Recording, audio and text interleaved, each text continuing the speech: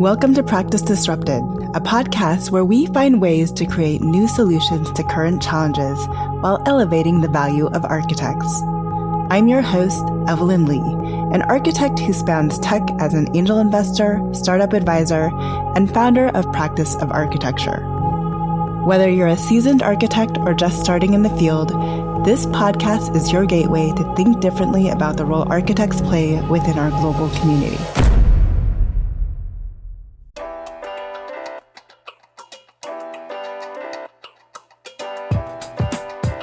Hello, Disruptors. Welcome to this week's episode of Practice Disrupted. Today, we're taking a closer look at a firm that's redefining what transparency looks like in architecture. My guest, Erin Agdinaoay, is an Associate Principal at Work Program Architects, or WPA, an award-winning practice known for its community-driven design and radically open culture. Erin has helped shape WPA's approach to radical transparency, where open books, salary visibility, and shared decision-making aren't just ideals, they're how the firm operates every day. From inviting new hires to see the firm's full salary structure to creating a rotating raises and bonus committee, WPA is challenging the old rules of firm management and proving that openness builds trust, equity, and resilience. We'll talk about how Erin's people-first leadership style, combined with her advocacy for equity and pay transparency, has helped foster a culture where everyone, from interns to principals, thinks and acts like an owner. Join us as we explore how radical transparency is changing what it means to work in an architectural practice.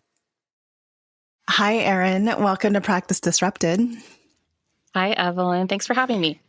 So we are here to talk about Work Program Architects. Do you guys go by Work Program Architects or WPA? So locally, we just go by WPA because it is much easier to say. And once people get to know us, they also start saying WPA. So you can say WPA for the sake of the podcast. And, you know, we did a little bit in the intro talking about what makes WPA unique. But why don't we start a little bit about your career path and then how you found your way to WPA? Yeah, sure. I would love to.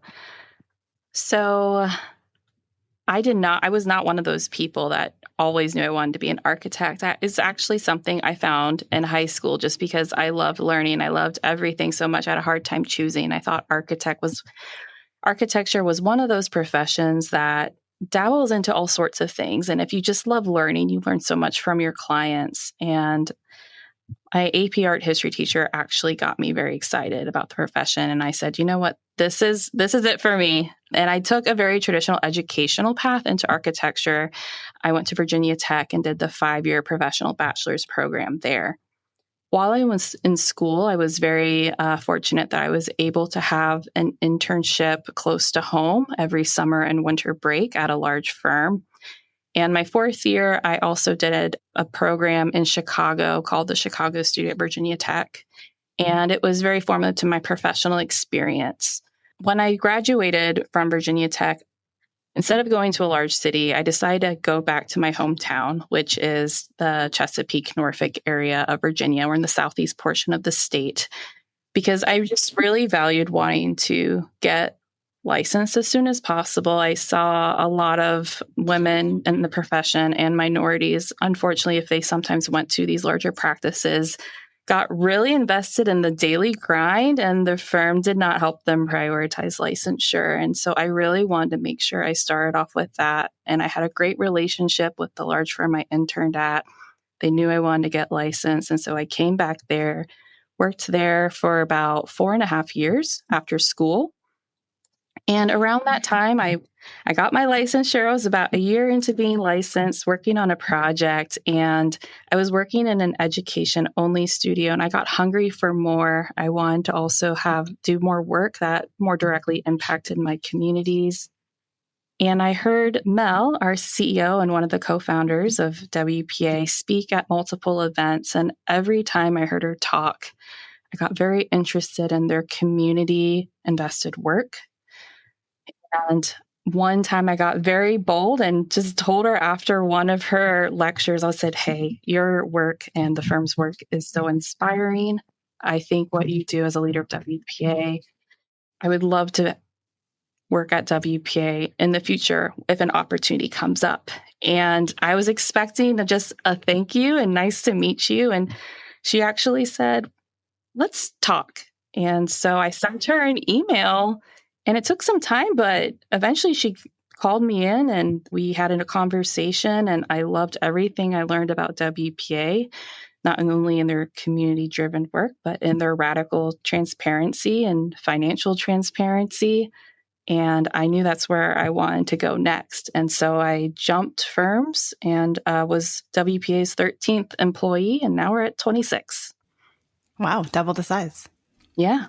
So talk about your first experience learning about their radical transparency, and what does radical transparency really mean to WPA?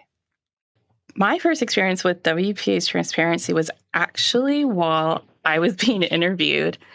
They talked about being a transparent firm. And then in my second interview, they said, by the way, financial transparency at WPA means we're 100% open books, and we want to move forward and bring you on board if you still want to work here.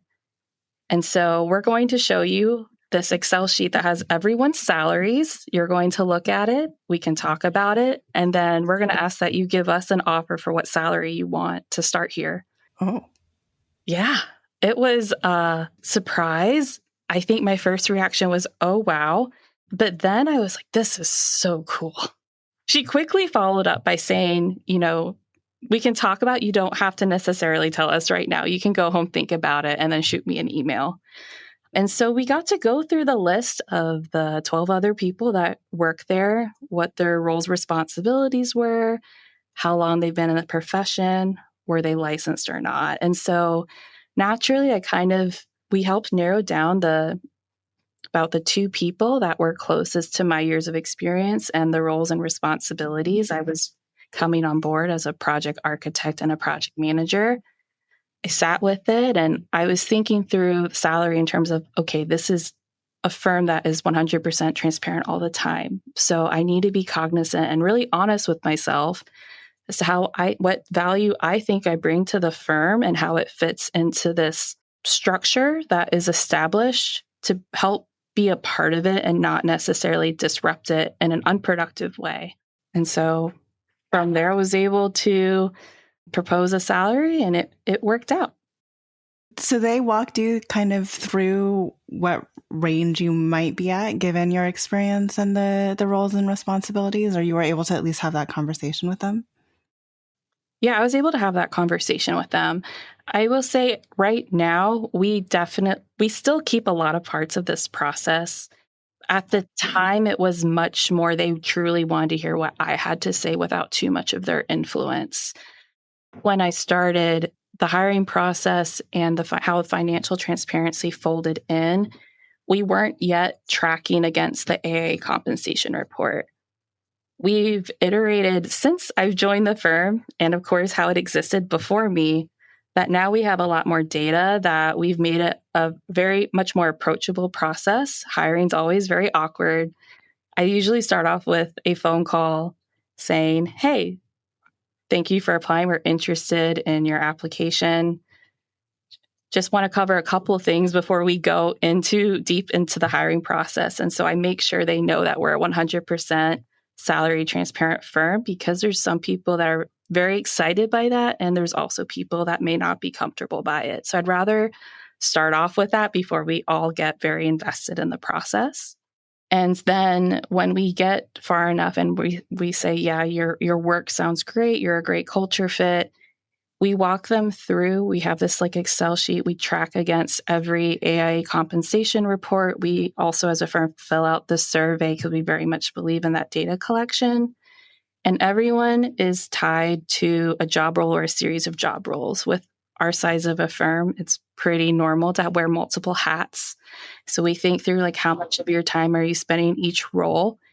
We take the information from the compensation report to see how we're all doing, making sure people are within the bands. If as a firm, we're financially doing well enough to get people into the bands or top ends of the bands, average level of the bands. And so now when people come to WPA and are interviewing, when we get to that stage, I prep the sheet to kind of say, here's where we think you are based off our conversation so far. You are, as an example, an architect 1, which puts you in these ranges in the compensation report. And also employee A and employee B are close matches to where you would be coming in. What do you think? And then we have the conversation. So it looks a little bit different now just because we've added more data, but it's still very much in the spirit of when I came on as employee number 13. Talk to me a little bit about the importance of salary transparency, because it's not necessarily just like, oh, everybody is on a level playing field. I think there's a deeper value set that goes into why you would even make that process so transparent in the first place. Yeah, I do know that when Mel founded WPA, a lot of it was to design a firm in which people think if you don't have salary transparency, people just won't talk about it. And I think the reality is actually when it's a long night and it's a deadline, people are going to naturally talk about things. And if they don't understand why something is the way it is, people tend to default to the worst case scenario or assuming ill intent. By being salary transparent for us, it takes a lot of that off the table. It allows open and direct conversations. When we tie it also to the fact that everything on our server is 100% open books, from our budgets to our monthly invoicing, our performance, our profits, it lets people learn to connect the dots between their salary, their role on a project, their role in the firm, to firm performance. We have found, and it was also our hope, that by having this at WPA, people naturally start behaving like firm owners, which is really awesome. And it has actually allowed us to then design our own employee ownership structure.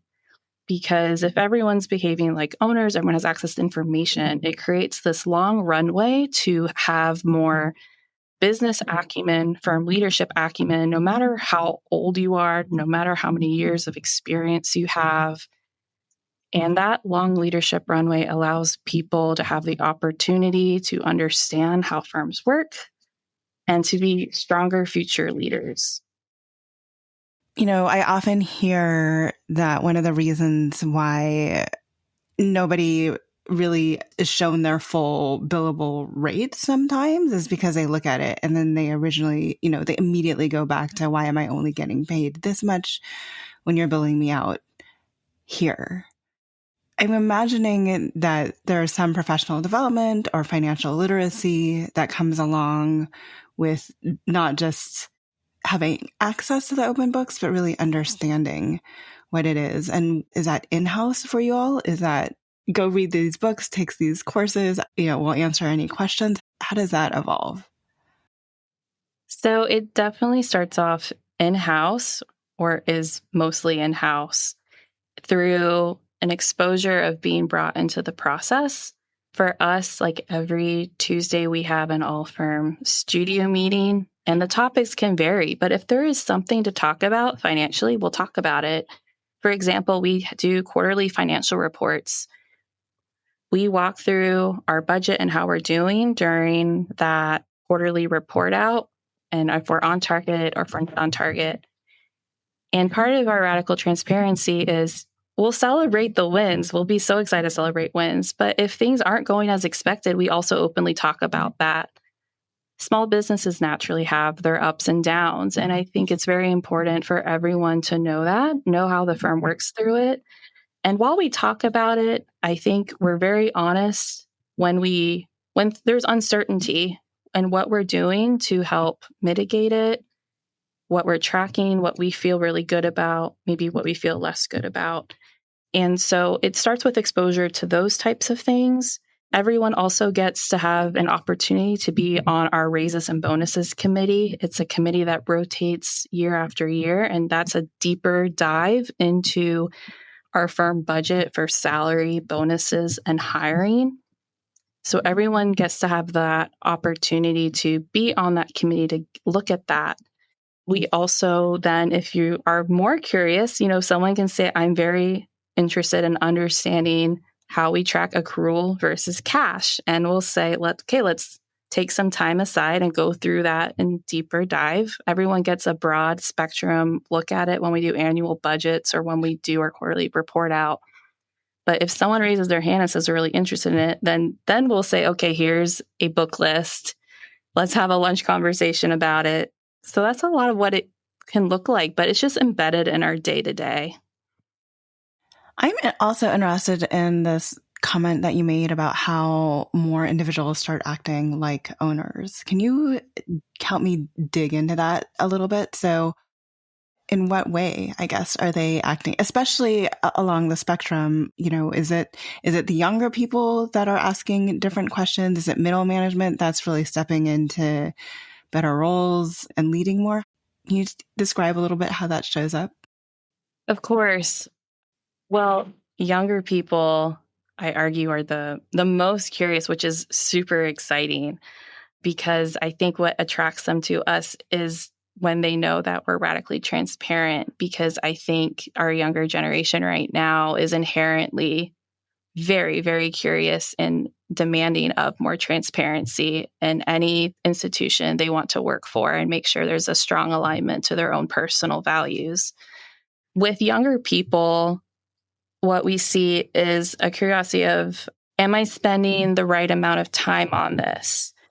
And understanding more and having access to, oh, we made a profit during this phase, but not this phase. Is there a more efficient way or creative way we can look at getting these tasks done that were maybe done in a more typical fashion? They help ask questions. So even though someone else is a project manager, maybe I'm their project manager, and I think I know the way to get a delivery done.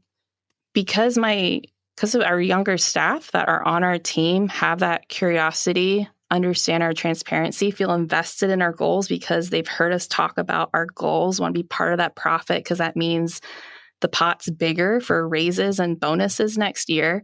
They then come to the table and say, Erin, have you thought about doing it this way? Or, hey, I was researching, there's this new technological tool that can actually create these diagrams faster, or we can manipulate the design of this building skin parametrically to save time. They're the ones that really bring that to the forefront very early on, even if it's only their first year at WPA, and it just grows from there. With maybe middle management, which 26 people, there's really not much middle management, I would say.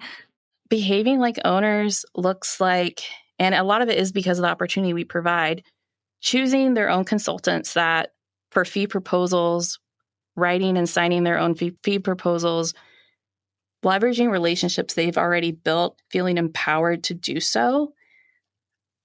And we have found that because they're empowered to create their own deadlines, choose their own consultants, it just creates that through line for that transparency to dissipate down in a very communicative way, to then also feel empowered and feel very tied to the work to create good results or question and make sure we're not just doing things the way we've always done it.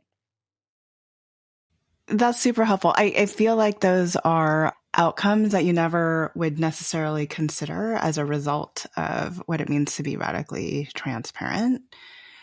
What is hard about being radically transparent? I think there's a lot of things that are hard, but just because it's hard doesn't mean it's worth it and totally still enjoyable. Hard, I must say, must be the fact that we've grown. So I was employee 13, we're at 26 now. At 13, we could all still fit in our last office's conference room all around the table, talk about things, easily throw an all hands meeting, make some decisions. With growth, we've had to be very intentional that with transparency, we build as we grow, we talk about what that looks like. And we're just as transparent as when we started or when I was the 13th person. But when it comes to making decisions, it's now more of a conversation of, we probably need a committee for this now. So example, like the raises and bonuses committee I was talking about earlier. before it was just Mel and Tom, our two co-founders, making that decision. But now we have a committee that rotates to make sure we're carrying that transparency through in a process. We have now an executive leadership committee that pays attention to the more week-to-week based finances to make sure we're staying on top of financial and forecasting decisions. So it's not a direct democracy, but everyone still has access to information. And so when you try to stay flexible and nimble as you were at 4 people or 13 people, there's definitely some inherent friction there against trying to maintain transparency. So we're always trying to balance moving quickly and nimbly for our clients, for our business, for our design work, but also slowing down enough that we're still communicating out our choices, our decisions, and our why. And the why is what's most critical, because even if people are not in the room for every decision, if they understand the why, they still feel tied to every decision that the firm makes. What do you find when you get new candidates for WPA that they are most attracted to? Is it just the salary transparency? Is it the overall value set that comes with that? Is it the community aspect? Is it all of the above? Without doing an actual survey right this second, I really think it's a mix of it. Most of the feedback I get is that it's the community-driven work and also our open transparency. I think a lot of firms right now are trying to dig into community-driven work because it's very interesting. And I think when we think about young talent, they're wanting to tie themselves to firms doing community-based work. And I think by us having that, but also being open and transparent in our finances and how we talk about business within the firm, I think those together provides our hiring candidates a lot of trust in us. Because it's not just a tagline. We're not just saying we do community-based work. They see that internally we're being very transparent and open. And I think when you do community-driven work, that work also requires a lot of transparency. And so I think it helps them see through and be like, like this firm's trying to really live it fully in the day-to-day, internally and externally.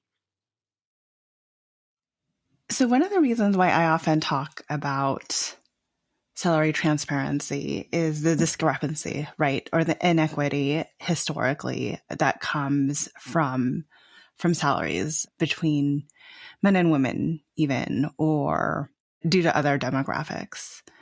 What systems or processes do you have in place to kind of ensure how the raises are determined and how bonuses are determined? And what checks and balances do you kind of have in place to make sure that everybody, even through the transparency, is being rewarded for the work they're doing relative to their peers? Yeah. I'm going to try to unpack this one. I'm sorry if it's a little bit redundant because it will tie back to that raises and bonuses committee. We have, sounds so boring. We have Excel sheets. Everyone in the firm, their name goes on that Excel sheet, and then we put on like what type of, for the sake of this conversation, I'm going to pretend everyone's like an architect. We have other roles here, but let's just, for the example, talk about architects. Everyone's name's there, what their education is, how many years of experience. And then there's like another column that ties to another tab of the spreadsheet that breaks down like the different roles that all these people within our firm have. It then directly takes out of it the blended roles of, if they're an architect 2, what that range is, mean, median, lower quartile, upper quartile range, all that stuff. And then if they're also, a project manager, 25% of the time we include that, and it spits out the same mean, median, upper, lower quartile information from that. So we do that for every single person. From that, we look at the range and it we have a graph that's produced from that, from where their salary currently is. And it then has like a summary tab where we look at everyone side by side. And because our raises and bonuses committee meets quarterly, we have a system in place to check that every quarter. Is this person still an architect too? Are they still a project manager? Is this person just taking on anything else outside of their roles and responsibilities? And our raises and bonuses committee, it rotates, but there's some key roles within it. We have, based off our size at 26 now, we have 2 seats reserved for architects. One is half the architects that are more senior level, and the other seat is for more junior architects. And that is super intentional because we see the value in younger staff getting that experience. It's not just a split middle each, like it's someone more experienced, someone less experienced. We then have an urban designer, someone that represents our administrative side and marketing side, and a principal seat. And then our director of operations that's responsible for talking to everyone in the firm, and they kind of chair those meetings. So the idea is there's someone on the committee, at least one person, that knows what's going on with your work to help advocate for you. And there's also a way for people to advocate for themselves. We keep our calendars, surprise, transparent, so people know when this meeting is coming. If they want to recommend someone for a bonus, they want to advocate for themselves to get a raise with the why. And that committee talks about it. And to be equitable, I think the biggest thing we make sure to call out, every committee is going to at some level inherently be subjective. And I think what's most important to us is we always strive to be equitable as possible. And I think what's most important is we do say, like, because the process is inherently subjective, we'll try to make it as database as possible, but things may still fall through the cracks, or the timing may not be right. Maybe we don't have enough profit to give all the raises at once. But the idea is because the committee rotates, everyone gets a chance, and over time it all balances out because we have this very strict process of looking at it every quarter. I wasn't sure what I would get for that answer, but I think it's a lot, like in a really good structured way, if that makes sense. That's good to hear. It's taken us, we've iterated time after time. It started with, I think after I came on board and I was 13, I heard Mel express, like, as CEO, she's like, as the firm is growing, she explained she's doing more, high level things, less in the day to day. And she expressed that she felt more uncomfortable being in the role of selecting raises for people. And I said, well, why don't we make it a committee now? And so we sat down maybe once or twice and kind of explored what a committee structure would be like, making sure each kind of role in the firm was represented. How often should they meet? We decided on quarterly. And we ultimately decided, like, Mel at the time is still responsible for creating the budget for the following years to create those raises and bonuses. So it started as simple as that. Each year and through, this is now, I know it just came out, this is probably our 3rd or 4th. I think it's 3rd because I'm going to be 6 years at WPA this November. Our 3rd compensation report that came out. Each time it kind of forces us to look at how we're doing our Excel sheets and maybe add in another way of looking at the data. So the most recent one for us was blended roles. For like 2 to 3 years, it was just a singular role. So now it's blended roles. So it's an iterative process. I mean, I would hope that every process is iterative, right? Because there's always room for continuous improvement. So that's kind of also good to hear. You talked about open calendars too. Is there other things that you find is more transparent in WPA and what they do than even maybe your previous firm experiences? I think our communication's a lot more open, but truly, I think it's everything. I loved the last firm I worked with in its own way. It formed me as a young professional in my path. They taught me a lot. But I think large firms and the profession, even, like I graduated 2015, even then they're just there's certain structures in way, and there's a lot of firms like protecting themselves. And I think there's a lot of fear behind this thought that if you provide more transparency, people will get upset or just not understand why things the way they are or make things less efficient. And I think from being at WPA at 6 years, I'm seeing very much like, yeah, there's some friction there, but I don't find it to be true. And I know a lot of my own personal values have tied so well to being at WPA. Like, I can't think of another firm I would want to work at. And I have no regrets at spending the past 6 years of my professional career at this firm. I know that sounds total like, what's the phrase? Drinking the Kool-Aid. But I'm a very like self-reflective person. I like to check in with myself. Like, am I still growing? Am I still interested in what I'm doing? Is this still very much worth like my time? And if there's extra hours, like worth the extra hours? And so far the answer is yes. And I think it's going to stay that way because through being this transparent, like you said, it makes it so much easier to honestly look at ways we can improve ourselves. And I think when you don't have that transparency, the fear and the unknown makes it too easy to just keep things the same. You mentioned that WPA tends to talk about their transparency a lot.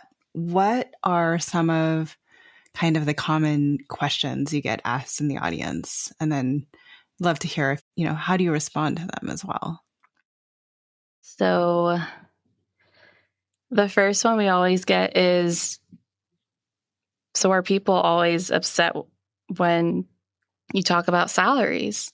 And the answer is no. But yeah, there's going to be a couple conversations that maybe there may be some tension, but we always talk about with our transparency, like assume good intent, approach things with curiosity.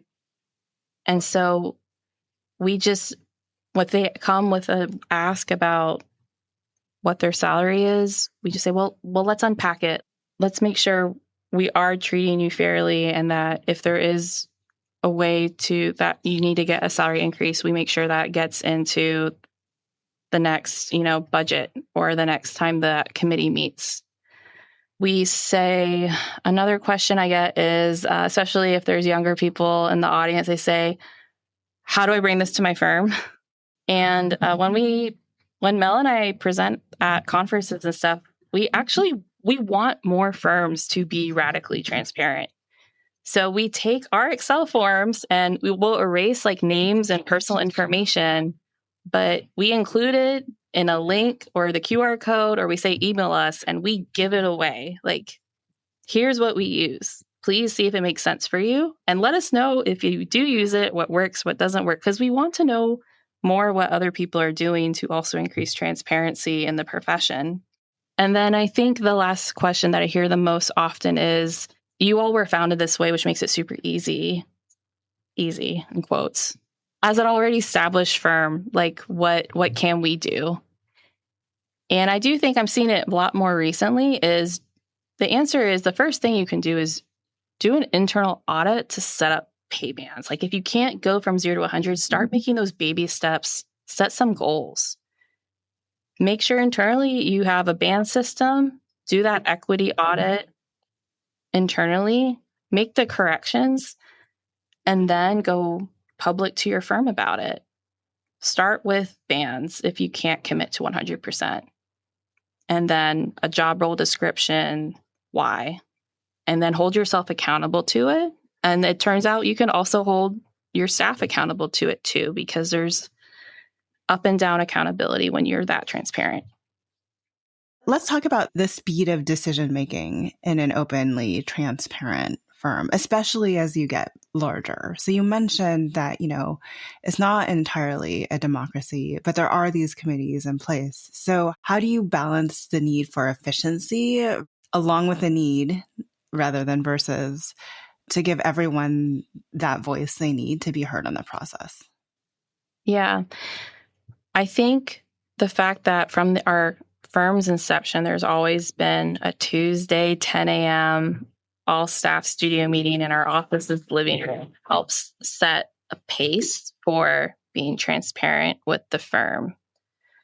So every time there's, if there's an executive team meeting, if there's a marketing meeting, all of those are set and kind of decisions are made. And then I think everyone always thinks about, with whatever they're doing, okay, the studio meeting's coming up on Tuesday. What do I need to share with the rest of the firm so they're in the loop?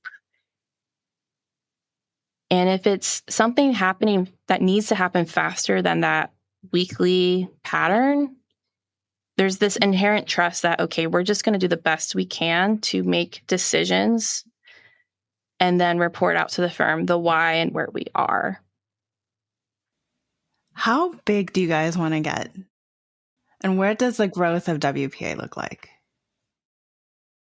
When I joined the firm, we said 15. We obviously did not stick to that. We're at 26 now. And we, at the time, had one office location in Norfolk. We've actually recently expanded to Raleigh, North Carolina. We have 2 folks who work down there now. And so the answer is, we'll see. I think when we did our last strategic plan, we talked about growth a lot. And it was, do we grow in one spot or do we explore other markets and grow there? And we decided as a firm to do the latter. We're not sure how big the Norfolk office will get per se. I will say there's definitely some physical size limitations to our office right now, but we're always thinking of new ways of doing things. But right now, what's most interesting to us is looking at other markets, especially since we do so much community-driven work, to bring our design and work to other locations. And so right now we're exploring North Carolina and very much looking forward to what Sam and Ray do there. You're obviously involved deeply in the AIA. I think you're spreading the word about what it means to be a more transparent firm and radical transparency. What is your greater hope for the lessons learned from WPA and its effect that it might have on the profession going forward when other people think about their firm and their firm culture? Yeah, my hope is that firms all over, no matter their size, no matter the work they do, no matter their ownership structure, dramatically increase their transparency and their ability to give access to business information and financial literacy to all staff in their firm, but especially younger staff, to create a long runway to learn the business, understand finances, its connection to design. That way, our very talented young professionals, young architects in the industry can learn what maybe the default is today so that they can create a different tomorrow that increases the value of architecture in the profession.